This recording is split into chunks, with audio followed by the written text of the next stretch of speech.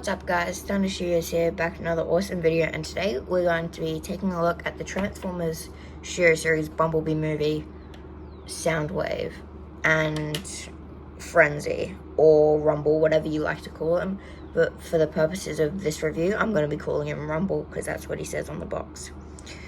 So you take a look at this figure. He's extremely faithful to his G1 appearance, and extremely, detailed, completely, texture all over and details everywhere.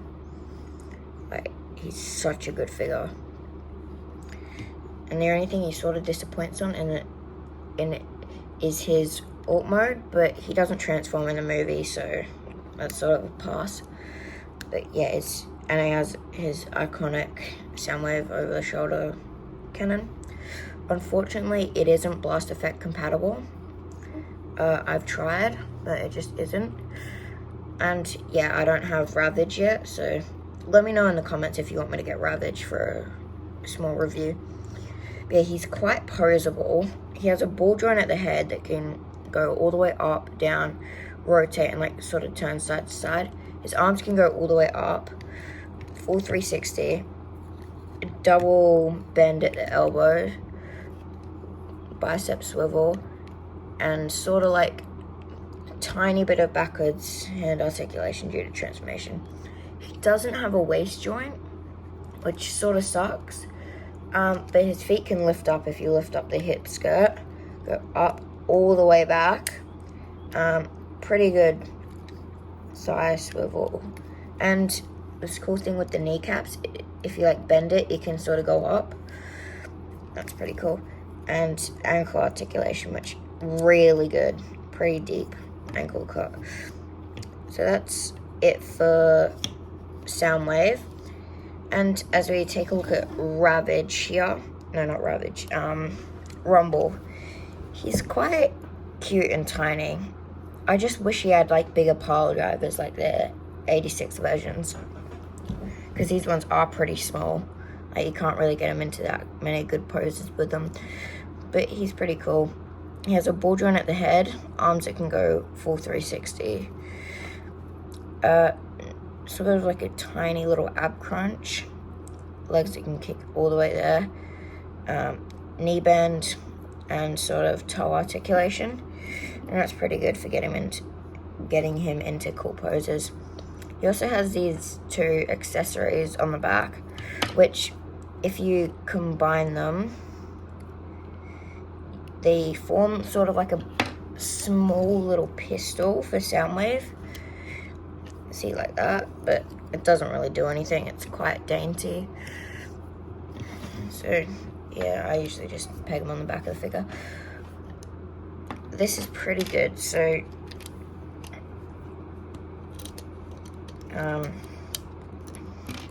his transformation into his sort of Cybertronian cassette, I guess, is pretty simple. She's going to lift up the arms and sort of compress them like that. Once you've done that, bend the entire thing backwards and sort of push down one foot only, and then sort of spread this part open. Take the accessories and you're going to slot them in. So this one goes up the back here, sort of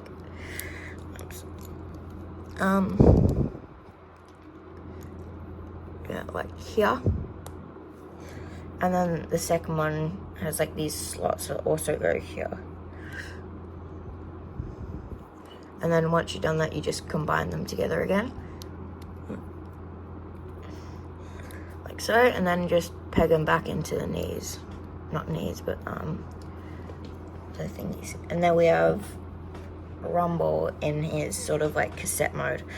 And to integrate him into Soundwave, you just gotta take the figure, and this is really satisfying to do. You just push this button and it's buttery smooth. It's so good, so satisfying to do.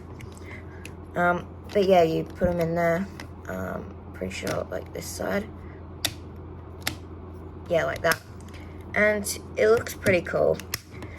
because it doesn't shoot out. There is a way to get him out if you wanted to. You just gotta open both, and you can like sort of push him out from the back here, which is pretty cool. It's cool that they've thought of that sort of engineering. And sort of the accessories for Soundwave here. He only has one, which is a gun, which I'm pretty sure I used in the movie. I'm not quite sure. It's been a while since I watched it, but it's pretty cool. Sort of like a rifle. That's pretty good. And then here we have size comparisons. Him with Bumblebee movie Shockwave, and he's roughly around Voyager height, and that's pretty good. And Shockwave is a bit taller because they didn't really need the budget to go in engineering. So that's pretty good. So now we'll get into his transformation. And his transformation is sort of a bit like, not complex, but just a hassle. And yeah, so you're going to start off by taking off this part, like that. Once you've done that, bring up these, so like bring them up like that, and just gently rest them over the back of the head. Make sure it's centered, like that. Once you've done that, you'll make sure these parts are also opened, and bend this, and slowly put the fist in, and then like sort of like bend it, and make sure these joints in there clip into that, like so. Pretty complex. So you just fold these back in, close that over, and sort of use all the hinges on the elbow to sort of do it like that. Once you've done that, you're gonna come here to this part and pick it up, lift this part up and rotate it so it's sort of down like that, and then put this flap down. Once you've done that, you're gonna come here to the feet and rotate them inwards. I think, yeah, is it inwards or something like that? And then once you've done that, you're gonna rotate, push it out the thighs. What was it? Yeah, open this part here, and then take out this part. And once you've done that, rotate this, then do that. Once you've done that, so rotate the feet and clip it in to the arms on the side. Like, oops. Like this, open this flap here, rotate this, sort out the foot, and then once you've done that, sort of combine these at the middle, if you line it up properly, and yeah, make sure everything's even, and just push these in more, and then join this up perfectly in the middle and sort of like push it back a little,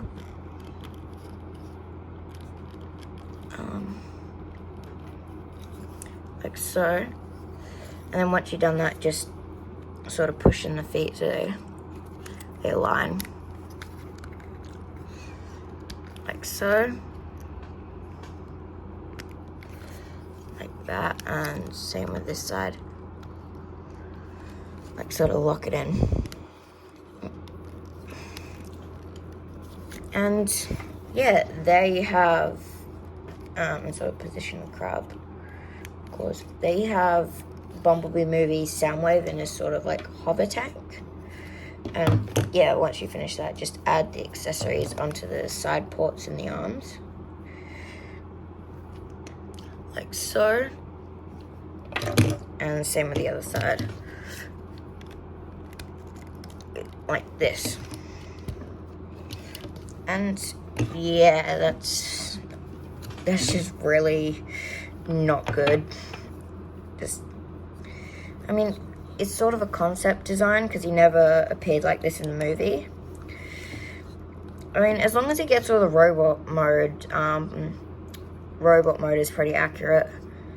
I don't mind the vehicle mode being sort of like a little bit mid. So I'm mainly going to be displaying this guy in robot mode, so I don't mind this mode. But yeah, he looks astonishing in robot mode, but not so much here. It's just sort of like him laying down. And if you look at that from the underside, it's basically him laying down. Yeah, here we have size comparisons with Rumble. They're pretty simple cube. And if you wanted, you could sort of still fit in there. I'm not sure. But the next size comparison we have is Shockwave. And yeah, they sort of pair nicely, but I sort of wish this was like more akin to like a tank or a Cybertronian cassette player, because yeah, they don't really work together. I mean, you can sort of see the aesthetic, but not really that well. As for my final thoughts on this figure, it's overall extremely good if you're into like displaying robot mode figures. But if you're into displaying vehicle mode, maybe skip this one.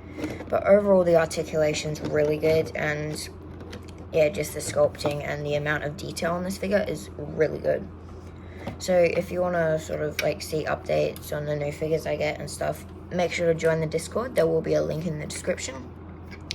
And also subscribe, comment, like the video, and check out some other stuff on my channel. You may find something you really like. I know my shorts have been getting a lot of attention, so yeah. And also thank you so much for 350 subscribers. It really means a lot, and I'm hoping we can get to 500 by the end of the year. And yeah,